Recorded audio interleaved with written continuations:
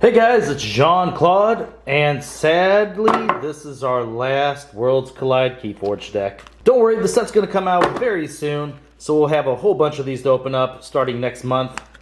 So after this, we'll be going back to some AOA openings, because we got patron videos that are coming up right after this one.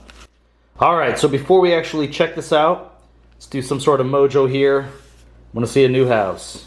Looking for Sorion? Looking for Star Alliance. I don't care which one. Whew. Here we go. Some sort of smack here on the mat. Alright, it's going to be a gray Archon. Hey! Whoa! Star Alliance! First one we've had on the channel. I'm so excited to see what this house brings. How cool is that? Logos and Dis. Check out that Archon. Wow, is that like a bunch of different types of swords sticking out of there? That's pretty neat. Sonanet, the Robotic Haven Jeweler. Okay, that's a great name as well. Cannot wait to see what's in Star Alliance. Okay. And if you're interested in following me or supporting me anywhere else, I do have a Patreon set up. It's in the link down below. I'm also on Twitter. And sometimes I get on Facebook just to talk with you guys. Check out what's going on in the Keyforge world on there. Alright, and we are starting off with Star Alliance. Awesome. Alright. Quincan's Blaster, it's an upgrade. Amber, whenever you play it, this creature gains Fight Reap. You may deal 2 damage to a creature or attach Quinton's Blaster to Officer Quinton. After you attach Quinton's Blaster to Officer Quinton, you may archive a creature in play. Interesting. So, it has a really cool Fight Reap effect it's adding to a creature. And I guess if you attach it to Quinton, you get this additional effect. They're pretty different abilities here. You have to really see what Quincan does, see if it has something that goes along with this to see just how good this might be. But that's really neat. We can all win. Amber, whenever you play it, keys cost 2 less Amber until the end of your next turn. Wow, okay. That is pretty big. So you obviously play this when if your opponent is nowhere near a key and you are extremely close. I mean, -2 is insane, especially if you have like a key cheat. Hold up. This is doing it for multiple keys. It's not just the next key that gets forged, right? If we have a key cheat in here, this could be insane. Wow, that's really cool. Plasma Nozzle is an upgrade. Amber, whenever you play it, this creature gains before fight, deal 2 damage to the attacked creature with a 2 damage splash. So this is the second time we've seen this effect in Worlds Collide. I guess this might be just a new ability they start putting on a bunch of different cards to help deal with the smaller creatures. Another upgrade. That's 3 upgrades and 4 cards. Universal Translator. Amber, whenever you play it, this creature gains Fight Reap. Use a friendly non-Star Alliance creature. Oh, that is pretty awesome. It's an upgrade that's kind of like Commander Remiel, except you can put on anything. That's pretty cool. Censor Chief Garcia. 3 power. Play Fight Reap. Keys cost +2 Amber during your opponent's next turn. That is so good. And there's 2 of them. We can make their keys cost 10 Amber. That's pretty solid. Oh, okay, here's the Officer Quincan. 2 power Elusive. After a player chooses an active house, which matches no cards in play, steal an Amber. Oh my gosh. This card might have just become one of the best first turn plays because it's any player choosing a house. So if a player is calling a house that they have not yet called, you are going to be stealing an Amber. That includes you and your opponent. This is so good. Another upgrade? Light of the Archons.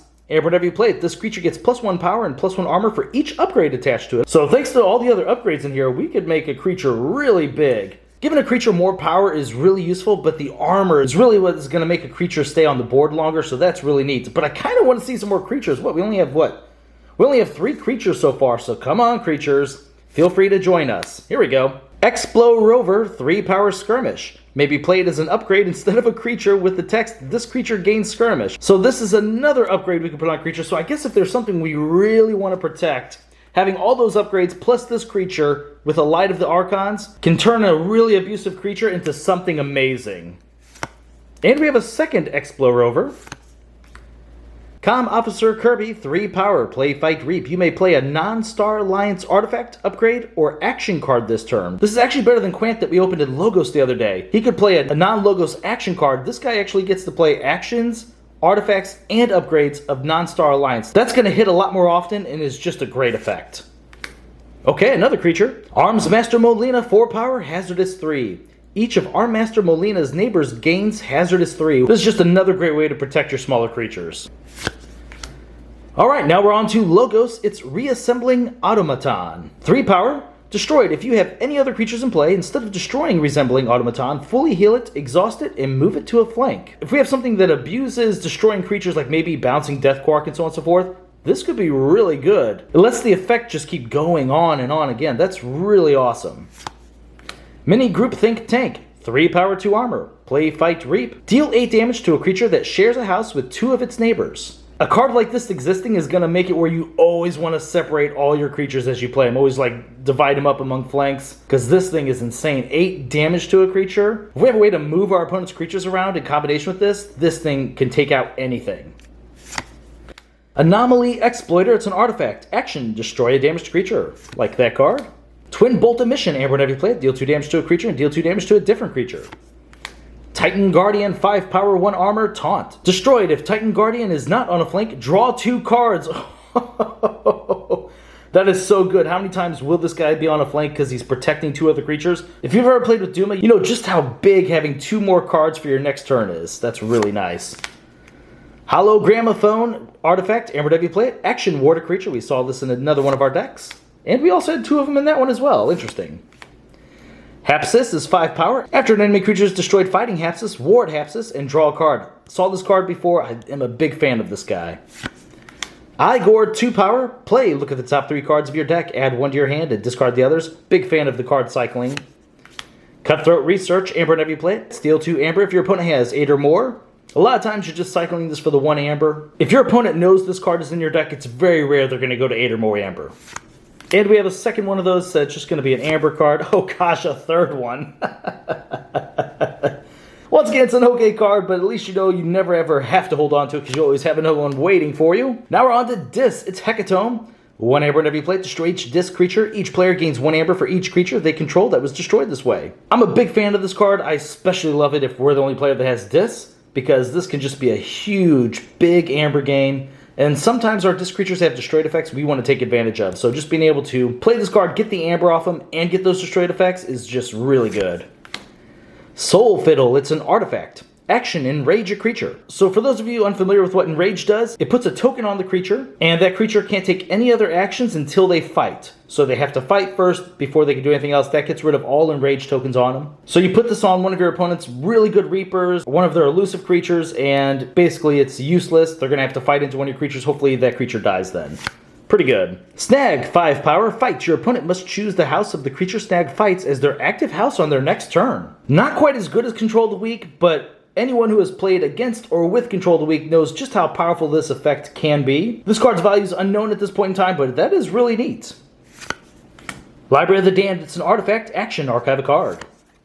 The Evil Eye, amber whenever you play it. Keys cost +3 amber during your opponent's next turn. Wow, another card that's making our opponent's keys cost a lot of amber, and there's 2 of them in here. Malison, 5 power. Fight. You may move an enemy creature anywhere in its controller's battle line. Then, if it is on a flank, it captures 1 amber from its own side. Okay, that's pretty good. It actually goes well with that mini group think tank that we had in Logos, and the fact that it's taking 1 amber from your opponent, putting it onto that creature so you can take it away after the creature dies in the future turn is actually a pretty powerful effect. Lithal, 5 power. Fight, reap, capture an amber. Also a pretty good card. Imp Spectre, we're familiar with this card at this point. 2 power, destroyed. Purge a random card from your opponent's hand. Harbinger of Doom, 2 power, 3 armor. Destroyed, destroy each creature, so that's actually pretty good with the Hecatomb. Buzzle, 3 power, skirmish. Play, fight, you may purge 1 of Buzzle's neighbors if you do. Ready, Buzzle? Gosh, I wish they would have said you may destroy. This could have been such a big card. And the last card of this deck is Binding Irons. Your opponent gains 3 chains.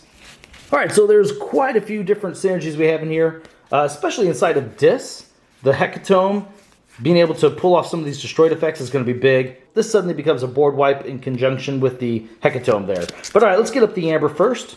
Discuss that. I don't remember seeing too much inside of Dis. Yeah, so only 3 printed amber. Looks like Logos did pretty good for itself. If I remember correctly, a lot of the upgrades in Star Alliance had it. Okay, all of them did, so that's good. Let's count it up. We have 1, 2, 3, 4, 5, 6, 7, 8, 9. We're not going to count the additional from this. 10, 11. Let's go ahead and make this 12, 13, 14, 15. Okay, so 15 amber. 15 amber is not too bad, especially considering Hectone could actually maybe get us more amber than what I said there. Let's look for amber control. I think most of it was going to be in Dis plus the 2 creatures in Star Alliance. Okay, so Evil Eye, very nice.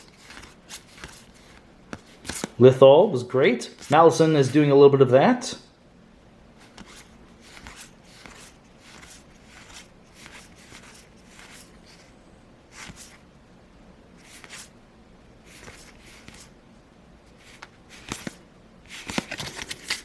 Alright, so for amber control cards, we have 1, 2, 3, 4, 5, 6, 7. 7 is a really good number, especially because some of these are kind of reusable here. Making them pay additional, whether it's play, fight, or reap, is so good. The stealing with this guy can get insane. Once again, capturing from their own side, got just a plain capture. The Evil Eye here might be actually pretty good if you already have the Lithal or the Malison out, because now in most cases they're going to need 10 amber to forge a key, so that's pretty nice. And actually, I guess if we are making their keys and everything cost more, there's a decent chance we might be able to use the Cutthroat Researches, wherever those might be hiding. These cards might be better than I was expecting. That'd be really cool to force them to get to a higher amber count, and then turn this into a 3 amber card. That's pretty nice. So I'm liking that. Alright, so let's talk a little bit about Star Alliance, which I'm the most unfamiliar with. We had a bunch of upgrades. What is the creature actually that we want to protect with that big card that gets the bonuses for every single upgrade? Let's see, something like Malison might be okay. Quincan is a great target, definitely Censor Chief Garcia. Imagine having this at like a 6 power, 3 armor. It being that hard to get off the board while constantly having this effect every time you call Star Alliance could be really big. We can all win. That is such a good card. I'm sure once you saw this, you thought about all the insanity this thing could create. Too bad we didn't get a key cheat in here. But yeah, going back to creatures we might want to protect, besides the Star Alliance ones and those couple of disc creatures up front, Snag is a great target, so we can force them into a certain house over and over. I definitely believe giving this the additional power and armor could change the outcome of a game. So Snag might actually be the best target in this deck. Hapsis isn't too bad. I don't think we put it onto Titan Guardian. Unless we somehow have Titan Guardian surrounded by both Censor Chief Garcias. Well, in that case, maybe we do want to protect it so we can constantly then call Star Alliance. Always know they're protected by the Titan Guardian. Maybe this is like a 9 power, 4 armor creature, which is really hard to get off the board. And always make our opponent's keys cost plus 4 amber. That'd be absolutely insane. Don't need to worry about the automaton. I don't think really the rest of these matter too much. This is an okay target to make a little bit more beefy. Just because card cycling and playing more cards in a turn is obviously a great thing. So let's actually bring up all the creatures now. We saw the amber control. We saw how much amber's in here, which both those numbers I'm pretty pleased with. A lot of upgrades inside Star Alliance. I wonder if that's a common thing or just maybe we got a few more than what's typical. Are we light on creatures? Oh boy. Come on. Let me see more creatures here. Okay. We have 1, 2, 3, 4, 5, 10, 15. Oh, 18. Okay. I'm very pleased with that number. For a moment, I was really worried. I thought it was going to be like maybe 14 or 15, but 18, that's a great number. And there might be times where we actually do take these guys and turn them into an upgrade. I think putting this skirmish onto Snag, man, that is so good. Now it doesn't even take any damage. Yeah, Snag is somehow the best card of this deck. I mean, there's a lot of great cards in here, but Snag kind of takes home the cake because of all the synergies that go with it. Different ways we can protect it and just make its effect happen more often. Especially if your opponent has an elusive creature out there. Oh my gosh. How insane could that be? Just always having it and they're now having to try and sacrifice their elusive creatures into it. You're basically slowing them down for a lot of turns, which will win you the game for sure. Especially with the rest of what Dis does in here. Dis just overall look like a really strong house. Alright guys, well be sure to come back every day for more Keyforge content. I thank you very much for watching my videos, and I'll see you next time.